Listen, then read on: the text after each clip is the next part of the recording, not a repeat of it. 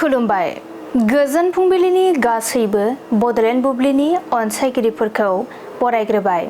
दिनै 25 सेप्तेम्बर।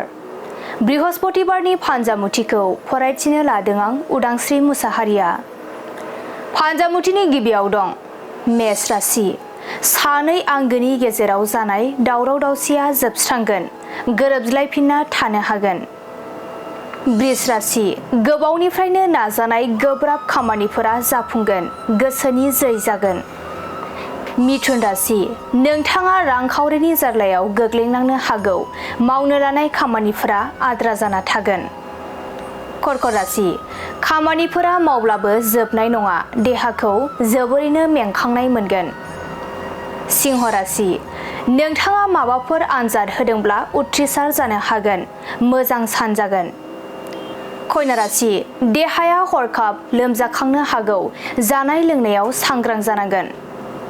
तुला राशि। नोंथांनि बिबाना गोजौ फारसे जौगालांनो हागौ, समाजाव बयजोंबो मान होजागोन। वृश्चिक राशि। सिगाङाव जानाय बेराम आजारफोरा जाखांफिननो हागौ, गोग्लैसोना थानो गोनां जागोन। धनु राशि। नोंथांनि नखराव जानाय जेंना जेंसिफोरा जोबस्रांगोन, गोसोखौ जोबोरैनो सान्थि मोनगोन। मकर राशि। जिउआव सोरखौबा आंगो महरै लोगो मोननायनि आसा दं, खुसिजों साग्लोबसारगोन। कुम्भ राशि। नोंथाङा सोरजोंबा नांलायलायनाय जानो हागौ, सुथुर जालायना थागोन। मीन राशि। गावनि अहंखारावनो गोनांथार मुवा खहा जानो हागौ, गोसोखौ गाज्रि मोनगोन। दिनै सानसेनि राशि फरायथिनायाबो एसेनोसै। आसा खालामो नोंथांनि दिनैनि साना मोजाङै मोजां थांगोन। बेखौ बडलेण्ड बुब्लि नखरनिफ्राय मिजिंथिबाय। गोजोन्थों।